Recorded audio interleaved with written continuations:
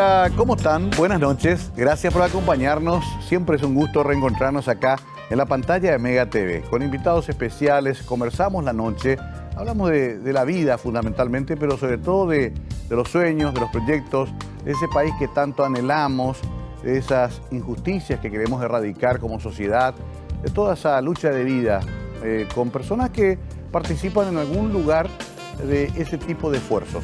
Hoy quiero que se acomoden, que estén ahí relajados en casa y atiendan esta conversación con una candidata a senadora que es inédita porque no había incursionado antes en la política electoral, pero sí ha hecho mucha carrera en el trabajo social, sobre todo con los sectores más vulnerables.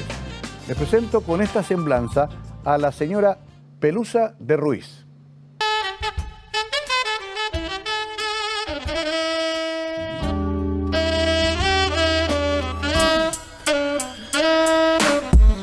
Pelusa de Ruiz, incansable voluntaria y activista social a favor de los más vulnerables de nuestra sociedad, promotora de proyectos que le permitieron mejorar la vida a comunidades indígenas y a muchos humildes de nuestro país. Casada durante 43 años con Germán Ruiz Aveiro, con quien se acompañaron mutuamente en sus tareas, a partir de lo cual conoce la realidad rural y a las mujeres campesinas. Gestionó donaciones privadas para la construcción del Hospital Indígena Tesainare Cabo, en la comunidad Cambaú de Caaguazú.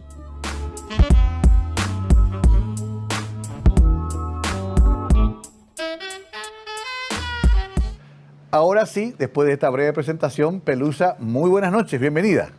Buenas noches, querido Mario, feliz de estar acá contigo y a la audiencia de Mega Cadena. Sí, estamos acá felices de recibirte, Pelusa, porque muchas veces hemos trabajado, pero en otros ámbitos. Siempre vos estuviste más ahí en la línea de batalla en problemas muy graves, inundaciones, temas solidarios. ¿Te consideras una especie de trabajadora social de toda tu vida? Sí, soy voluntaria social y activista social. Desde muy jovencita, desde los 13 años prácticamente que tengo esa vocación y encontré la felicidad en eso. Vos sabés que, Pelusa, mucha gente te conoce más por eso que por política todavía. Es natural, ¿no? Sí. Porque esto es más nuevo. Sí. Pero sí recuerdo sobre todo tu participación siempre cerca de Pastoral Social y de la Iglesia. ¿Cómo viene esa vinculación y cómo te fuiste metiendo en esa actividad voluntaria? Y bueno, soy exalumna del Colegio La Providencia en la primaria. La secundaria hice en el Colegio Teresiano y también de mi abuela, Yolanda Pirota de Gorostiaga. Tuve mucha influencia en la parte religiosa y me tocó el corazón, el amor al prójimo. Entonces, siempre me di cuenta que ayudando a otros a ser felices, yo también soy más feliz. Claro, es una forma de generar felicidad con el acto voluntario de ayudar a los demás. Sí. Dar para recibir, se suele decir, ¿no? Sí. Ahora, viuda de Germán Ruiz, un hombre fuerte, luchador, tenaz, expresidente de la ARP. Ahí también trabajaste al lado de tu marido. Sí, me casé al terminar el colegio y nos fuimos a vivir al campo porque él administraba establecimientos ganaderos y ahí tuve oportunidad de conocer muy de cerca la realidad de nuestros campesinos, también de los indígenas. Y bueno, cuando Germán ganó las elecciones de la Asociación Rural del Paraguay, entonces me pidieron ese trabajo de voluntariado social que yo venía llevando desde hacía un buen tiempo. Me pidieron que lleve a la Asociación Rural como para cambiar un poco la imagen que tenía ese gremio. Y entonces yo fui la primera presidenta de la Comisión de Acción Social de la Asociación Rural del Paraguay, que está en los estatutos, pero que nunca se había llevado a la práctica. Y después con Germán, él se encargó de hacer las últimas gestiones para el funcionamiento legalizado de la Fundación Asociación Rural del Paraguay para el Desarrollo, FUNDARP. Y bueno, a través de la Fundación de la Rural pudimos hacer también muchos proyectos de desarrollo sostenible, tanto para campesinos como para indígenas. Y antes de que Germán sea presidente de la Rural, yo ya venía construyendo un hospital, escuela indígena en una comunidad indígena de Caaguazú, en la comunidad Cambaú. Porque recibí unas donaciones muy grandes. Recibí una donación muy grande, especialmente de un señor que quería hacer algo por los indígenas, que me escuchó justamente hablar en un programa de radio de lo mal que estaban pasando muchas comunidades indígenas. Y bueno, este señor se llamaba don Marcos Oviedo, ya falleció, y él llegó a entregarme un total de $450,000 en el lapso de 5 años y construimos el Hospital Escuela Indígena Tesairare Cabo en territorio indígena para una asociación que se llama la Asociación Territorial Pueblos Originarios de 14 comunidades indígenas Aché, Buiá y Abá Guaraní, que en asamblea decidieron abrir las puertas del hospital para los campesinos de la zona. Y hoy día, Mario, se inauguró la primera parte en 2013 y la última parte ya se inauguró cuando Germán ya no estaba más, en el 2016, en agosto del 2016. Y en ese hospital, que funciona como una unidad de salud familiar ampliada, se atienden 10,000 personas al año. Qué increíble tanto historia. Campesinos como indígenas. Qué extraordinaria. Escucho. Ahora que quiero conocer el lugar, Sí. no lo conozco, sé la zona, conozco la zona, pero qué obra extraordinaria y qué hecho casi milagroso que un hombre ponga ese dinero para una obra como esta, ¿no? Sí, porque tuvo la confianza y porque era un proyecto de Dios también, porque imagínate, yo me fui a un programa de radio a hablar Claro. Con una monjita de las Hijas de la Caridad de San Vicente Sí. Paul, la hermana Ramona Espínola. Ella habló todo en guaraní, yo hablé todo en español. Pero se entendieron. Y explicamos a la audiencia la necesidad de los hermanos indígenas, y justamente la hermanita dijo, hay mucha gente que, dijo en guaraní, que se preocupan demasiado por los indígenas, pero muy pocos se ocupan. Entonces, eso hizo que llamen muchas personas, y entre esas personas estaba don Marcos Oviedo. Qué curioso, y su esposa, ¿no?, sobrevive todavía, la señora Hilda Espínola de Oviedo, a quien siempre me voy a visitarla, porque ella también se quedó viuda, una señora buenísima que le dijo sí a su esposo. Imagínense lo que es que Claro. él le diga, vamos a vender una propiedad y con el importe vamos a ayudar para construir un hospital. El hospital costó mucho más caro, ¿verdad? Y 3 gobiernos colaboraron. Claro. Colaboró el gobierno de Lugo, el gobierno de Federico Franco, el gobierno de Horacio Cartes. Está bien, porque siempre se necesita esa participación público-privada, o si no, no se Sí. pueden hacer estas cosas. Ahora, esto te dio una gran experiencia. Sí. Conoces bien el mundo rural, conoces los problemas, el drama, y dijiste algo interesante. Cuando incursionaste en la rural también dijiste, necesitamos cambiar un poco la imagen, porque Sí. está ese prejuicio de que el hacendado es un señor insensible, Sí. una familia que no tiene mucha inclinación a la solidaridad, y sin embargo tampoco están así. ¿Ustedes lo comprobaron? Sí, lo que pasa es a veces que falta la confianza para entregar lo que uno quiera Claro. donar o aportar. Mm. Y bueno, generamos la confianza con Germán, y entonces mediante eso pudimos hacer muchas cosas, pero solo no podemos, ¿verdad? Tenemos que unirnos todos. Conocí Y- también tu acción social a nivel urbano, sobre Sí. todo las inundaciones. Te vinculaste mucho a la gente de la Chacarita. Me acuerdo que una vez recorrimos en unos puentes flotantes la Chacarita.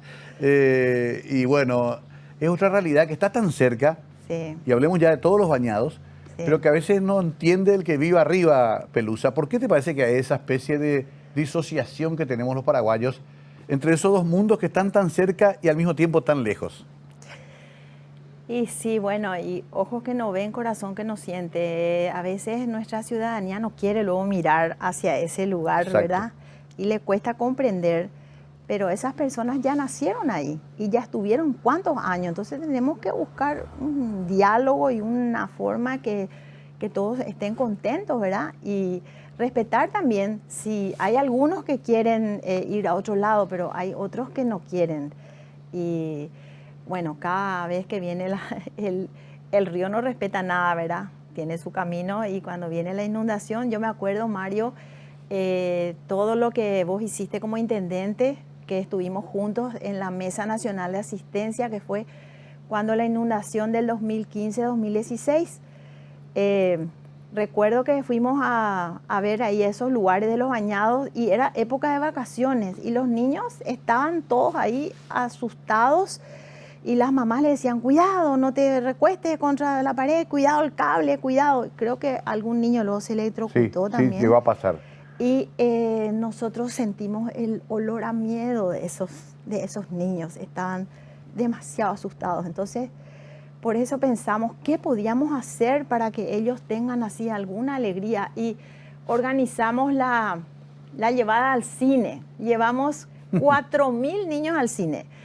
Nos unimos el sector público, el sector privado, la iglesia y se organizó la Mesa Nacional de Asistencia y los dueños de las salas de cine que prestaron. Muchos de ellos no habían ido nunca al cine. Jamás salieron de los bañados, claro. No conocían luego la ciudad. Estando en Asunción.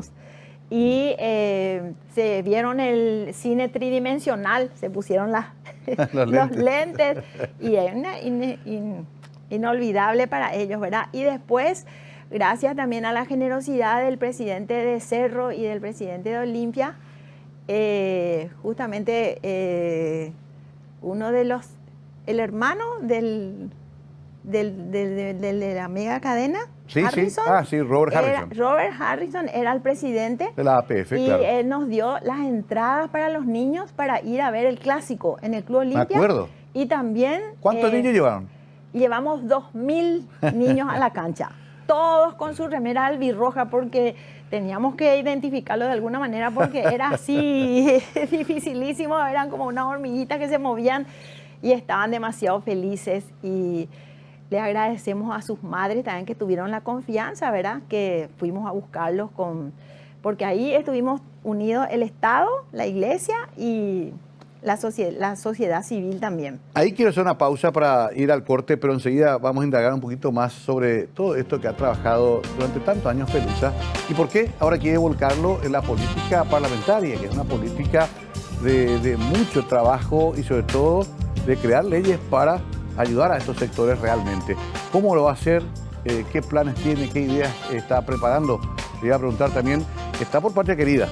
Es el partido que me invitó a pugnar por este cargo. Yo admiro mucho todos los ideales y las propuestas de todos los partidos políticos, pero me siento identificada con Patria Querida en este momento y también es el partido que me invitó. Muy bien, vamos a hacer la pausa con Pelusa de Ruiz. Hoy conversamos la noche.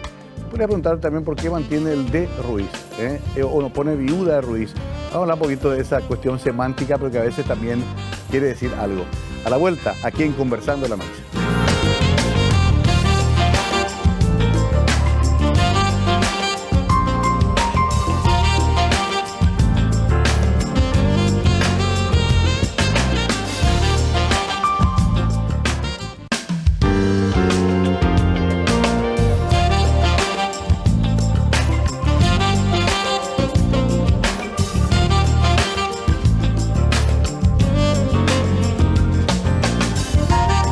Pelusa de Ruiz, pero en realidad Yolanda Moreno, de nombre de soltera.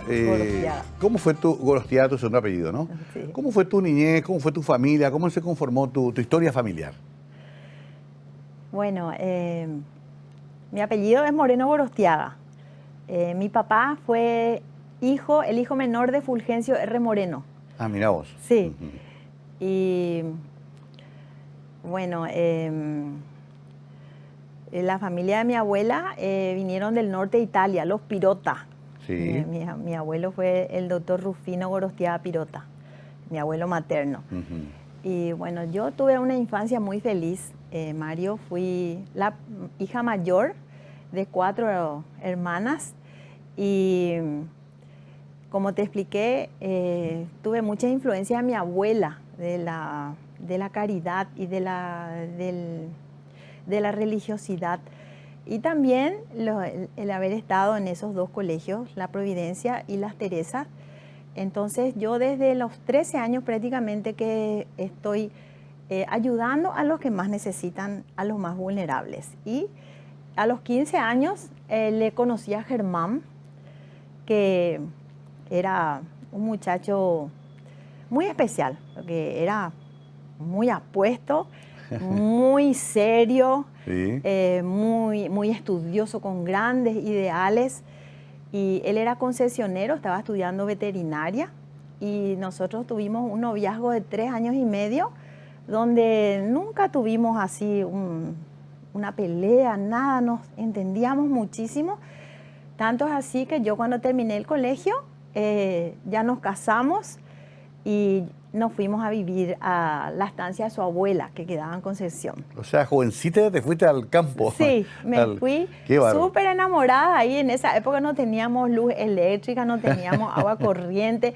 Teníamos que cruzar el río Aquidaván en canoa, dejar del otro lado el Increíble, vehículo, ¿no? pero realmente fuimos tan felices todos esos años. Yo llegué a vivir casi 9 años allá y veníamos así 2 o 3 veces al año nomás a Asunción.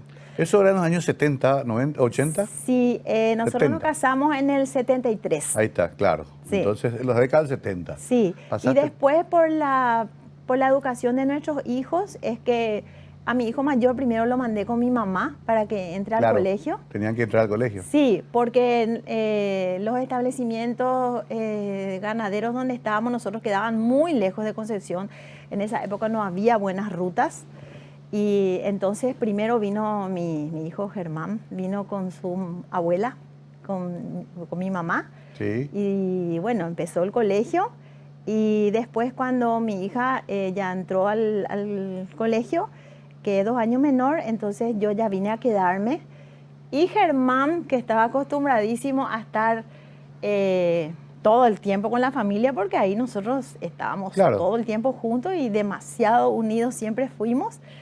Entonces él aprendió pilotaje y aprendió a volar. Para poder venir en avión. Para poder venir en avioneta, ¿verdad? Ujú. Para poder venir por lo menos cada 15 días, porque las rutas en esa época nosotros tardábamos 12 horas de camioneta para llegar a Concepción. Qué bárbaro. Imagínate. ¿Qué? ¿Desde la estancia? Desde Asunción. De Asunción. De Ah, Asunción. claro, tampoco En la estaba- estancia tardábamos más o menos 7 horas 7 por ahí. horas, Entonces claro. nosotros vivíamos luego así. Claro, en era la- imposible en las salir de ahí. estancias. Qué increíble, ¿no? Qué vida tan distinta a la que ahora uno se imagina con tantos recursos, rutas, Y medios de ahí transporte. leíamos muchísimo y bueno, después yo vine a quedarme y entonces siempre traté de seguir con mi voluntariado social y estuve participando como voluntaria en la Fundación Banco de Ojo Fernando Oca del Valle. También, bueno, donde podía trataba de ayudar y también entonces empecé con el arzobispado. Sí. En la época de Monseñor Cuquejo también yo estaba ahí como voluntaria ayudando, colaborando en el Es como que vos te arzobispado. metes en todos los lugares donde podés ayudar. Me acuerdo que con la Chiquitunga también trabajaste para el tema Sí. de la ceremonia de beatificación, que fue tan emocionante. Eso también fue un voluntariado, ¿no? Sí, todo fue un voluntariado. O sea, vos no cobrás por esos trabajos. No, nunca, nunca cobré. O das tu tiempo y tu esfuerzo y Tengo trabajas. un salario emocional y espiritual Claro. inmenso. Claro, claro. Sí. El retorno es muy grande. Sí, y me siento también muy amada, me siento. Hay muchos que están muy agradecidos y también últimamente me tocó muy de cerca el hambre que se estaba pasando en Asunción por el tema de la pandemia. Claro, sí. Y organizamos las ollas populares. Le pusimos justamente comedor Chiquitunga y Sí. pudimos darles almuerzo y merienda a 1.550 personas por día durante 9 meses. Eso fue un milagro increíble, era con donaciones de la gente. Claro. Y en Cerrito Trinidad y en La Chacarita estuvimos y después también pudimos organizar, al finalizar ya el ciclo de las ollas populares, en el 28 de diciembre justamente, que es 28, pues es Día de Chiquitunga. Sí. Del 2020 es que terminó la pandemia, 21 diciembre del 2021. Sí, ya 21. Sí. Se hicieron los casamientos comunitarios en la catedral de esas parejas que estaban en esas ollas populares, en esos comedores, y también bautismo, y fue la primera vez que se hizo así algo colectivo después de terminar la pandemia. fue tapa de todos los diarios, claro. estuvieron ahí todos los medios de prensa. Bueno, pues son cosas tan gratificantes, Mario. Mira, yo creo que en la vida conocí muchísimo, conocí cosas que a lo mejor muchas personas sueñan que eso es la felicidad, pero yo les puedo decir que la felicidad está en el servicio y sobre todo en el servicio del que no te puede devolver. Claro. Y eso es, parece que Dios te devuelve y te da la fuerza, te da la alegría y te da el éxito, porque yo creo que habré organizado como 30 emprendimientos en mi vida y todos resultaron con éxito. Es por eso que quiero ofrecer toda esa experiencia que yo tengo y también que todavía me siento bien, me siento fuerte. Pasé por un problema de salud serio el año pasado y superé, estoy bien. También hace 6 años y medio que estoy viuda y bueno, creo que Dios me dejó para algo este tiempo de vida que me toca vivir y entonces quiero hacer más, quiero hacer todo lo que pueda por mejorar la vida de los paraguayos. Es por eso que acepté, porque creo que desde el Senado voy a poder hacer mucho más grande que todo lo que ya vine haciendo durante mi vida. Ahora, después quiero que dediquemos casi todo el próximo bloque a esa idea que me contaste así de paso nomás de un banco para los pobres, de una idea de una financiación que ellos puedan tener de acuerdo a sus ingresos. Sí. Mucho se habló de eso, hay ejemplos muy exitosos, sobre todo en la India, en Pakistán, en otros países, pero acá nunca se logró del todo. Sí. Cuesta encontrar la vuelta para que ese mundo del capital también sea accesible a los que menos tienen. Antes de entrar a eso, quiero dejar esto en claro. Todo esto que vos decís con tanta simpleza, sin embargo, requiere organización, requiere trabajo. Alimentar a 1.500 personas por día durante 9 meses no es. 10 en la casa cuesta. Almuerzo del domingo para una familia cuesta. ¿Cómo lo hicieron? ¿Hicieron como una red? ¿Trabajaban en equipo? ¿Cómo fue eso? Trabajamos en equipo con unas monjas que están en Cerrito Trinidad. Se llama la Orden de la Compañía de María Nuestra Señora. Y en la casa de ella organizamos el depósito de las donaciones. La entrega de los insumos nosotros hacíamos el viernes en La Chacarita.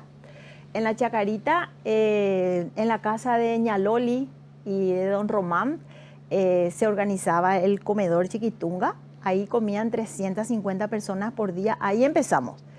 Y después, como tuvimos ya muchísimas donaciones y en un momento dado sobró carne, entonces yo pregunté dónde más falta y me dijeron que en Cerrito Trinidad, donde estaba la hermana Ada Romero, que era como directora en ese momento de ese lugar, y ella estaba desesperada porque no sabía qué hacer con el hambre de la gente, pues se quedaron sin trabajo. Claro. Donde más se sintió esa falta de alimento es en La Chacarita, porque en La Chacarita, ¿qué vas a comer si no hay nada? Y depende del movimiento del centro. Claro. Dependían de cuidar autos. La ciudad estaba vacía. Y la ciudad estaba vacía, todo el mundo encerrado. Y allá en Cerrito Trinidad también la misma cosa, porque eran recolectores o eran pescadores y bueno, ya se quedaron sin ningún recurso y había muchísimas familias. Sí. Entonces, los martes era el día de la entrega de los insumos en Cerrito Trinidad y el depósito estaba en la casa de las hermanas y ahí nos organizamos con 10 ollas populares que habían hombres y señoras también que se ocupaban de las ollas populares. Había lugares donde la olla popular le daba a 300 personas, había otros lugares donde había para 100, 120 y es increíble, Mario, cómo Dios siempre provee, porque había veces que estábamos ya domingo y no había nada, lunes no había nada, martes ya era el día de la entrega de los insumos y se tenía que hacer una buena comida, se hacía para que aguanten con una comida al día. Se hacía, por ejemplo, polenta con salsa, con estofado o tallarín con pollo, o se hacía una buena comida, sopa de porotos con tortilla, por ejemplo. Bueno, y llegaba el lunes y todavía no había nada. Y el lunes, después del mediodía, empezaban a llegar las donaciones. Y para el martes ya podíamos entregar los insumos para una semana. Y cada responsable de la olla popular sabía administrar eso hasta el próximo martes. Claro. Durante casi un año, de 9 meses sí, y algo. 9 meses. Nada más de 9 meses fue. Voy a hacer una pausa acá. Después quiero que hablemos un poco de ese proyecto tan interesante de cómo hacer que esa rueda virtuosa de la producción, del trabajo, pueda llegar abajo también. A veces somos muy injustos y decimos, es Aragán el que no trabaja, tiene todo para hacerlo. Realmente a veces no hay oportunidades o no saben cómo llegar a las mismas, ¿no? No es tan fácil el acceso a esas oportunidades muchas veces en Paraguay. Somos esencialmente un país muy injusto, pero hay posibilidades de modificar eso justamente en el trabajo parlamentario. Vamos a preguntar cómo piensa hacerlo a Pelusa de Ruiz a la vuelta de la pausa.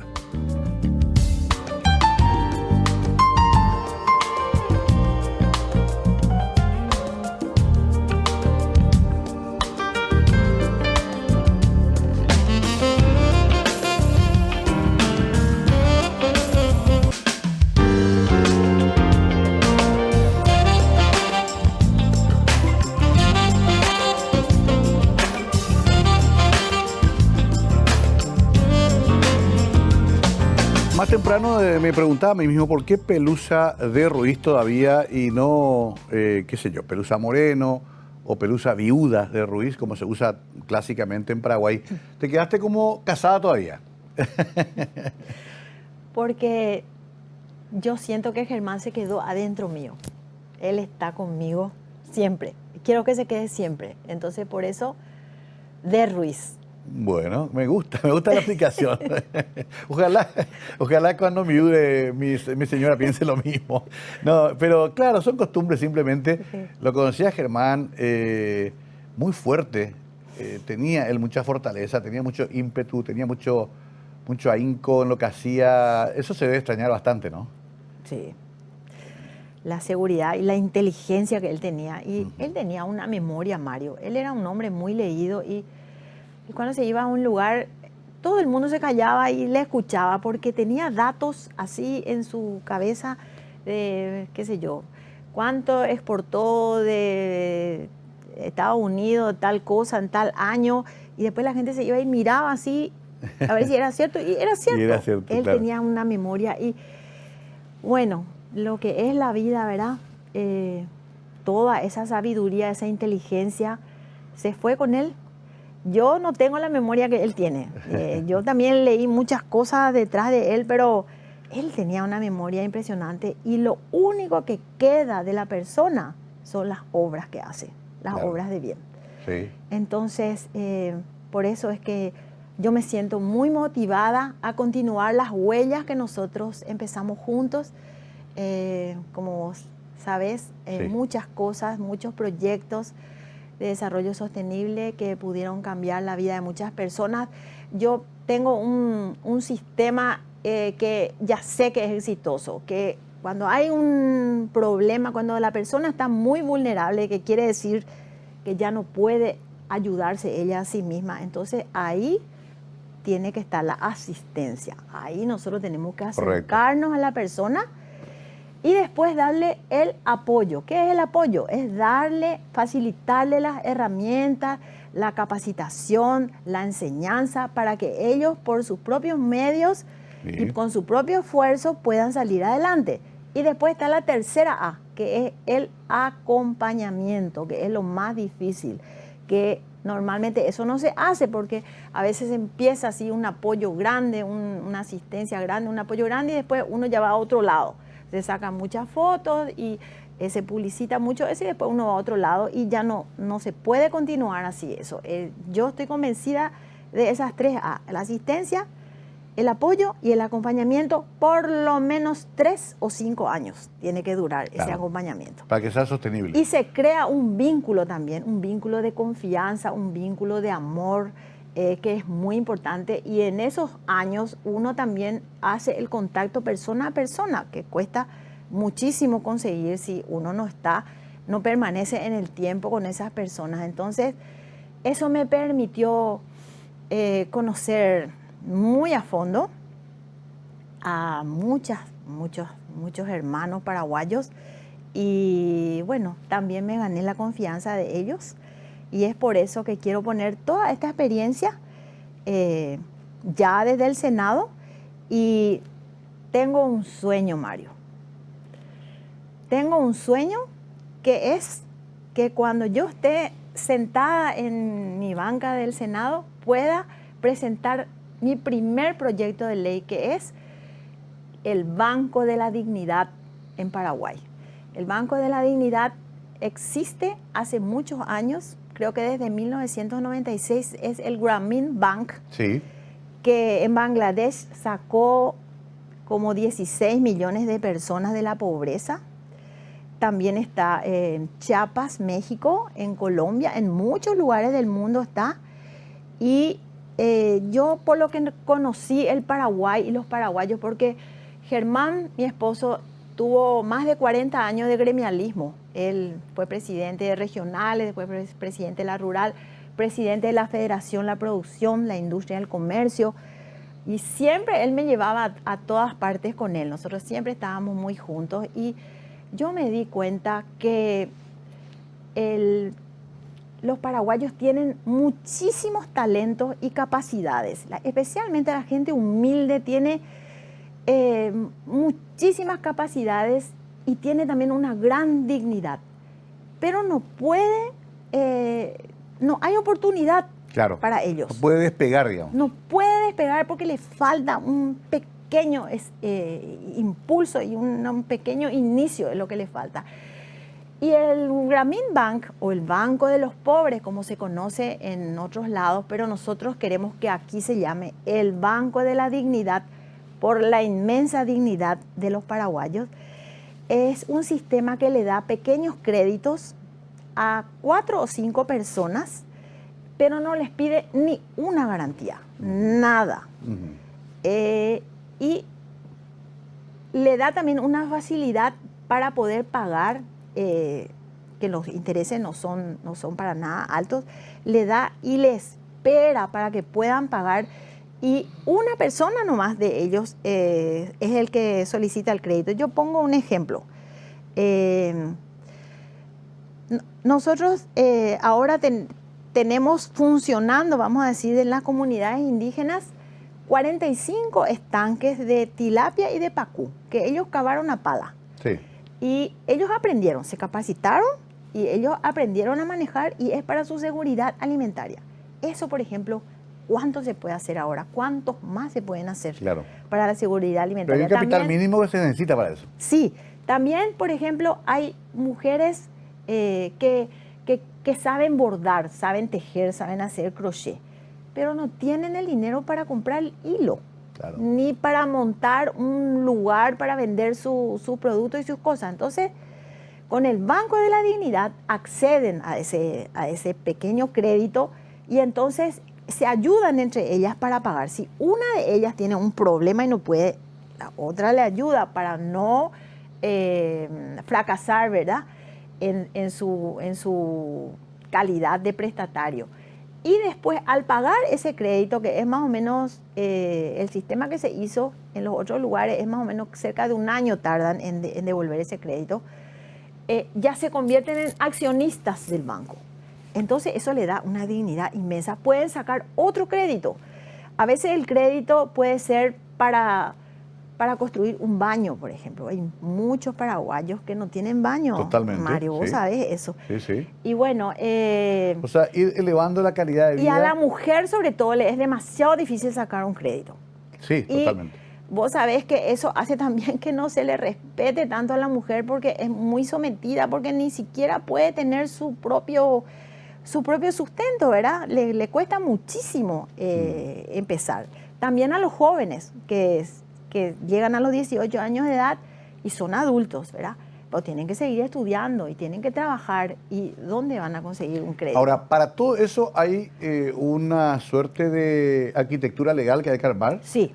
Hay todo un proyecto que hay que desarrollar. ¿Vos tenés la gente que va...? Yo tengo los contactos con la gente que que estuvo como voluntarios en el Grameen Bank. Sí. Inclusive en el 2014, cuando Germán estaba de presidente de la Asociación Rural, ellos vinieron unos benefactores del Grameen Bank y también unos voluntarios.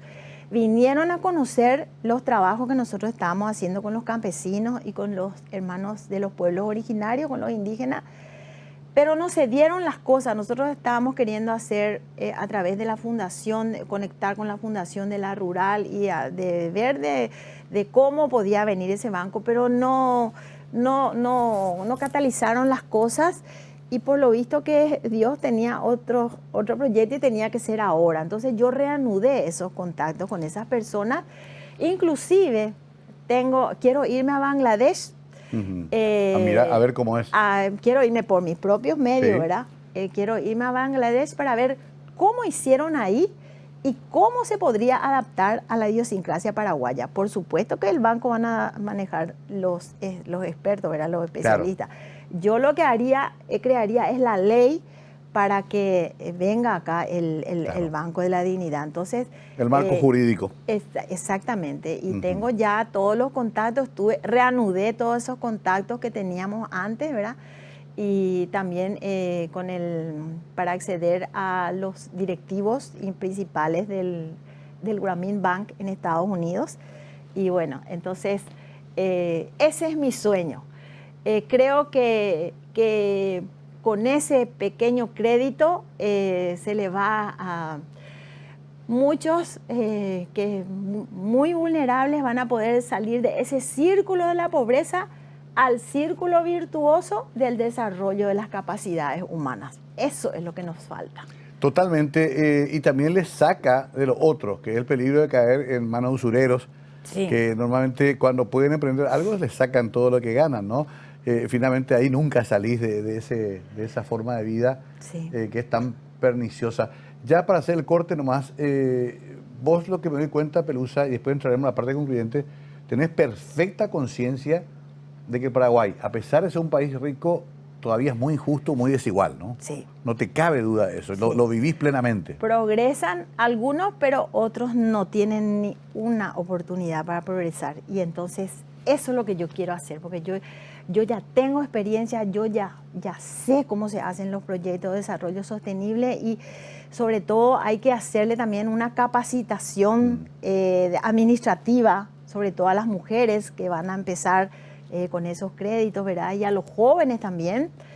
Y bueno, tantos temas hay, salud, educación, todo eso, pero cuando uno accede a ese crédito y se fortalece la dignidad de la persona, entonces la persona se anima a ir mucho más allá. Absolutamente. Vamos a hacer la última pausa. Apasionante esta charla con Pelusa Ruiz, porque vamos tocando temas muy concretos, muy básicos, pero que requieren de nuestra propuesta de solución, porque si no seguimos en lo mismo.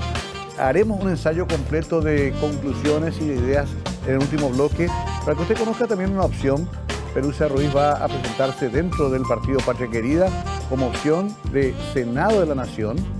La participación de la mujer también es todo un tema que quiero tocar en la parte final con ella, ya que sigue siendo una necesidad no del todo satisfecha aún en la política paraguaya y en la vida social y empresarial paraguaya.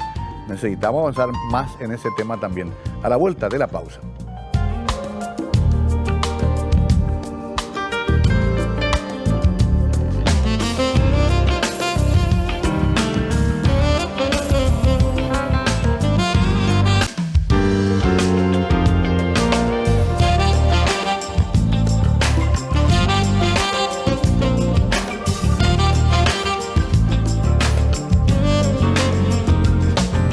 Parte de esta charla tan interesante con Pelusa Ruiz, usted también aprovecha y la va conociendo.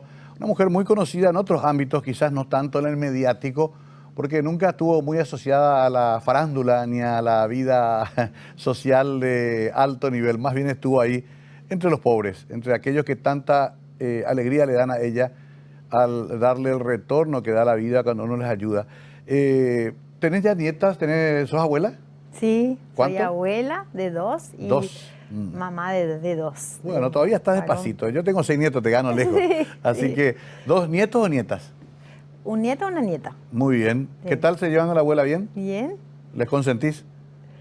más o menos. Bueno, Sí. no, pensaba nomás, Pelusa, de que claro, mucha gente dirá, ¿y de dónde salió esta? Porque vos nunca hiciste demasiado ruido lo que haces. Porque en realidad uno hace esto por otro motivo, no por la figuración, ¿no? Pero bueno, ahora llegará tu momento de explicar esto como lo estás haciendo hoy y de poner en práctica en un ámbito mucho más difícil como la política. Y más para las mujeres. ¿Cómo te sentís como mujer haciendo política? Y bastante en desventaja porque generalmente no veo que la mujer le vote a otra mujer. Por ejemplo. Eso también. Mm. Y también lo que veo, Mario, que no fue mi caso, también quiero recalcar eso. Ujú. A veces los esposos son muy posesivos y son Sí. celosos y no Cierto. le dejan hacer a sus esposas Sí. lo que ellas sienten que quieren hacer. Porque O no las- nos gusta la- tanto, estamos medio incómodos. y las mujeres tenemos un instinto maternal ilimitado. Y imagínense, yo cumplí 68 años de edad ahora. No se te nota, ¿eh? Gracias. Y soy mamá de muchos. Claro. Mamá de muchos, abuela de muchos y quiero ser mamá de más y de abuela de más. Claro. Y, entonces, a mí Germán me dejó hacer lo que yo quería hacer. Bueno, él ya me conoció luego cuando yo Ujú. estaba haciendo mi voluntariado social y él se iba también a los lugares donde yo estaba con los más vulnerables y a él también le tocó mucho el corazón y él me dejó hacer. Y por eso es que yo tengo toda una experiencia, algo que puedo continuar, porque imagínate si cuando se moría Germán yo no tenía ningún camino hecho en este Claro. tipo de trabajo social. ¿Cómo voy a improvisar? Claro. ¿Qué iba a hacer? Y esto me dio a mí la fuerza y yo dije, bueno, Dios me conservó viva porque yo tengo que continuar esto que nosotros hicimos y completar y llegar a más, ¿verdad? Y justamente cuando me invitó Sebastián Villarejo el año pasado y Mario Paz Castañ fueron los que me convencieron. Ujú. Y yo dije sí en diciembre del año pasado. Ahí tomaste tu decisión. Ahí tomé mi decisión cuando ya me estaba recuperando del problema de salud que pasé. Y bueno, gracias a Dios me siento muy bien y creo que tengo la pila y la fuerza necesaria y la experiencia para poder lograr con éxito este sueño que tengo del Correcto. Banco de la Dignidad. Está bien, pero vos sabés, Pelusa, que te vas a encontrar una pecera con tiburones, que la política en la medida que vayas avanzando nos pasó a todo, ¿verdad? Te va enfrentando a situaciones difíciles. En el Parlamento hay una dinámica muy agresiva, van a haber decisiones que tomar si llegan al cargo muy complicadas. ¿Te sentís también preparada, fuerte para ese tipo de desafíos? Y creo que lo que falta en este momento en nuestros políticos es un diálogo más respetuoso y sentarnos a hablar bien, a traer a la mesa todo lo que los partidos políticos diferentes tienen como planificado. Y también creo que lo que falta es consultar antes de promulgar las leyes, consultar con los que van a ser afectados por esas leyes. Claro. Eso es lo que me parece que falta hacer. Sí, muchas veces legislamos y no se consultó con ellos y después un problema de la aplicación, ¿no? Sí. Pasa en todos los niveles. Y entonces como que la gente no se siente partícipe, entonces cuesta hacer los renunciamientos que uno tiene que hacer para cumplir muchas leyes. Hay que hacer unos renunciamientos Claro. como ciudadanos, como paraguayos. Y mucho más colaboración va a haber si se consulta también con los que van a ser afectados por esas leyes. Un poco más participativo el proceso de elaboración de leyes. Y hay ciertas adendas también que hay que poner en las leyes que tenemos que tener en cuenta. Ujú. Muchas veces eso no se tiene en cuenta. Entonces, Claro. Ahí también quiero, en esta parte concluyente ya, un poco ver que Patria Querida es un poco una alternativa distinta, siempre lo ha sido. Propone inclusive dentro de la concertación la candidatura de Villarejo como presidente. Sí. Se mantuvo Sí. con Patricia Dos Santos como vicepresidenta, una mujer. sí, Evidentemente que Patria Querida busca la alternancia, busca el cambio. Sí. Lo ha hecho siempre. Sí. ¿Vos también crees que hace falta un cambio en el Paraguay? Sí, creo que no tenemos que tener miedo a los cambios. Y observemos nomás la naturaleza. En la naturaleza están las 4 estaciones del año y cambia, todo cambia. Tenemos que saber cambiar de vez en cuando porque son ciclos nomás. Y vuelve otra vez todo. Claro. Pero una sola estación, 70 años, es un poco complicado, ¿no? Sí. Digamos que Patria Querida... Vivir mejor es posible, es el eslogan de Patria Querida. Sí. Y el mío es yo vengo a sumar. Muy bien, vi lista número 9, ¿no? No, lista 8. 8. Patria Querida es lista 8. ¿Y vos opción? Yo soy opción 6, pero después de las internas que van a ser el 18 de diciembre, todo puede cambiar. Claro. Los números pueden cambiar de las posiciones. Porque ahí se va a cambiar la posición de acuerdo al voto. Claro, de acuerdo a los votos que se tengan el 18 de diciembre. Opción 6. Yo soy opción 6 en este momento. O sea, el que vaya a votar en interna Patria Querida, sí. Si quiere votar por vos, tiene que hacerlo opción 6. Sí. Y entra después el resto. Ya para concluir, un poco imaginándote que en esa Cámara está tu posible elector o electora, ¿qué le dirías? ¿Por qué tendría que votar por vos? ¿Cuál sería tu mensaje? Y los que me conocen saben mi trayectoria y que todo lo que hice, lo hice con todo mi corazón, con toda mi alma y salió bien, fue exitoso. Y yo pido que confíen en esta mujer paraguaya, que yo voy a hacer todo lo que se deba para que todos tengamos la oportunidad de progresar y no solo unos pocos. Ese es mi sueño, a través del Banco de la Dignidad.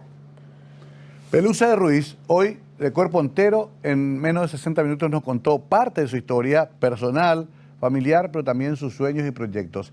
Siempre va a depender del que está del otro lado de la pantalla, el elector, que tiene la soberanía del voto en su mano. Queríamos mostrarle una opción y creo que lo hicimos de la manera más correcta. Pelusa, gracias. Todos soñamos con un Paraguay mejor. Ojalá que vos puedas ser partícipe de ese cambio. Gracias, Mario. Buenas noches. Buenas noches. Pelusa de Ruiz, hoy con nosotros para presentarse ante ustedes, como lo hacemos todas las noches, desde la 22 en adelante, un protagonista de la política, la cultura, la sociedad, los deportes, el empresariado, el espectáculo. Todos somos parte de esa construcción diaria de un país que pretendemos que sea mejor. Gracias por acompañarnos en ese trabajo, gracias por participar de Conversando la Noche. Será hasta siempre aquí en Mega TV.